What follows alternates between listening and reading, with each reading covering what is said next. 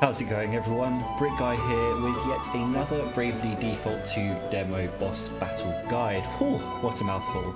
Here we are ready to take on the Wood Golem, and I've got a video here to take you through everything you need to know in order to be fully prepared to beat it in the easiest and possibly the best way. So we'll get straight into it. I'm going to be going through the general tactics for the fight, as well as the classes or the jobs that we need to be, the abilities that each character needs to have, the equipment. Quick spoiler, pretty much everything is the same. If you saw my last video about the sandworm, and to be honest, if you're already watching this video and you haven't seen that, then you probably don't need to watch it, but it's there if you need it. It's mostly the same. The only difference is that time Adelle was a vanguard, and this time she is also a black mage. Yes, everyone here is a black mage. So the main concept for this fight and the tactic we're using is basically preventing the Wood Golem from attacking while building our own BP at the same time. And if you know the Thief job class very well, you'll know that its level 7 skill is in fact Brave Robber, where you have a 50% chance of stealing 1 BP from the target. This is essentially the backbone of our fight, and we want everyone to be trying to do this in order to increase that success rate to at least once per turn. And on average, if you've got everyone doing that, then you shouldn't have any problem stopping the Wood Golem from attacking. So with that, we also want to increase our magical damage output to take it out as quickly as possible. So this is the second reason why we want the Thief. It's for this ability here, Steel Spirit. We can reduce our target's magical attack, not that it matters, by 15%, but we increase our own magical attack by 15% as well. So that's very helpful. And then really what we want to do here as well is use the Black Mage again to increase that magical damage output. Excuse me. So if we're using the Black Mage, we'll be able to use Seth's ability Iceberg Slam, which triggers a bonus effect of 30% magical attack. So if we're combining this 30% with the Elemental Aggravator ability of the Black Mage, which increases our damage by 25%, so that's 55% increase, plus the Thief's Steel Spirit, assuming we do that 4 times on the Wood Golem, that's an additional 60% increase, which on top of the 55%, quick maths, which is 115% damage boost. In other words, we're doing a bit better than doubling our damage against the Wood Golem. And then when you add to the fact that it's weak to fire, then that vulnerability damage boost also helps. So with that, we've got our classes decided. It's fairly straightforward. If we move over to abilities now, again, because I should go back actually just to show you everyone is the same. So if you look at that bottom left corner, everyone is Black Mage with Thief subjob. Nice and easy. So with that, abilities, so for passives, for everyone we're using Further Favour. What this does is it enables our beneficial effects, so basically our damage buffs, they last an extra turn. We shouldn't need the extra turn, but it's always nice to know that it's there in case we do need it. And then finally, Uncanny Economy, so this reduces the amount of MP we use per magic ability by 20%. And if we go back to the moves here, you can see that really Firer, we know, is quite a big MP damage, 25 MP there, but really the star of the show is Brave Robber here, requiring a whopping 34 MP. If we're doing that a few times for each character per turn, we're seriously going to be eating into our MP reserves. And then when you combine that with Steel Spirit as well, assuming we use that 4 times, 16 times 4, 64 MP we're using there in total. And then with Fire as well, 25 MP a shot, that's 100 MP used on that.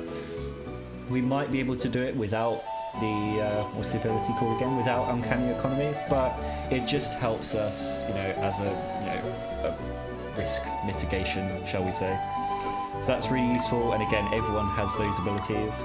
And equipment, everyone has the same equipment as well, so this is also very quick. And if you did catch my Sandworm boss battle guide, you'll notice that the equipment here is the exact same as that. So we've got 2 rods of ice to really ramp up that magical attack damage, as well as the Tactician's Hat and the Caliceris, which together add magical attack 10 when you combine them.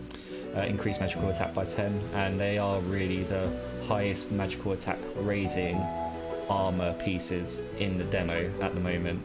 And we don't really need to worry about how squishy these characters might look, because with this BP stealing ability, we're in a position where we don't need to worry about how much damage or how many attacks the Wood Golem is going to get off. It might attack first, as it has several times in my testing, but beyond that it shouldn't really have a chance to attack at all. So with that, we can get straight into this fight, and I can talk you through pretty much turn by turn exactly how this works. So here comes our little Wood Golem, and we're starting off with Gloria, so we can easily use Brave Rubber. This is basically what we're doing for everyone. We're using Brave Rubber for everything. Oh, and another point as well, you should make sure you have Iceberg Slam set up before walking into this fight. Hopefully that goes without saying, but you know, I guess if we want to be thorough, we can make sure. So Brave Rubber again. What's next, I wonder? And Elvis might as well use Brave Rubber. Now we're at a point where Wood Golem was at -2 BP, now it's at -1. But if we start getting tight on him, or we just want to guarantee that we get the extra BP boost, we can just default it here. Usually that's the best idea if the Wood Golem's at -2 or -3 BP. It just means that we're not taking the chance of not increasing our BP like what happened there with Adelle. Rather than take the 50% chance, we can get a 100% chance by defaulting. So Elvis here, he's still on 0 BP. We want to make sure he at least gets some BP. So Wood Golem's on -1 there. Seth will make him... We'll use Brave Rubber here. And then Gloria as well can use Brave Rubber. She doesn't need...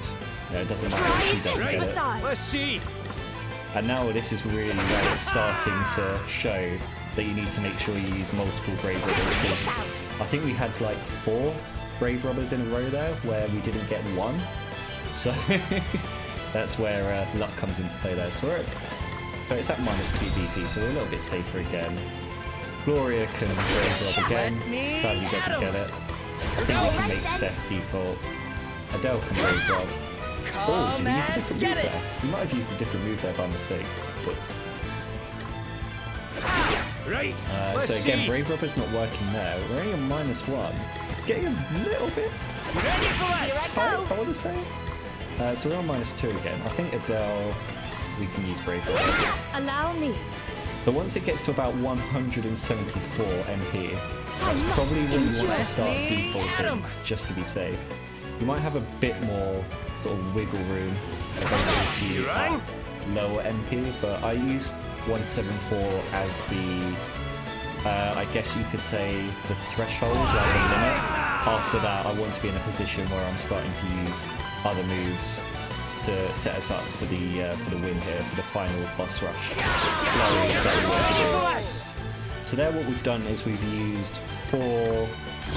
We can use it with Gloria here. We're using 4 Steel Spirits here. What that's doing is it's increasing each character's magical attack output by 60%.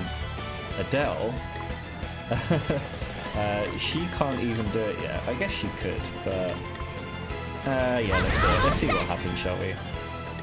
Steel Spirit here. And then Elvis is ready to attack as well.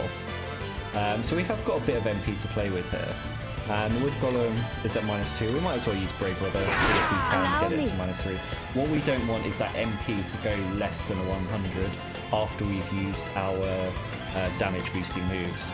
Otherwise, we'll be in for a bad time and trying to take out the Wood Golem. We're just not going to be able to get enough attacks off, and that makes it a bit more risky when doing the final damage. So here for Seth, what we just want is, so you got Gloria there actually, she's on 95 MP, so she's not going to be able to get 4 attacks off, which is a bit scary. Clearly following my tactics very well, aren't they, at the moment? Leave this to me. But with everyone else's magical attack boosted, we can let Seth freely use his Iceberg Slam ability. Our voyage isn't over yet. That triggers music, and for as long as the music's up, everyone's magical attack is up 30%. The Wood Golem, -2 BP, so everyone's free to attack as they want. And even though Seth's hasn't got his magical attack buff, same as everyone else, it really doesn't matter because we'll be in a position where everyone can get 3 to 4 attacks. So just pay attention to his damage. Seth's doing roughly 2,500 points worth of damage without that buff. But if you do have the buff, as Elvis does here, he's doing a double that 4.8 to 6,000 worth of damage here. Sadly with Gloria, we can only use... Actually, we can do 4 fires because thank you to the what do you call it? The uncanny economy ability. And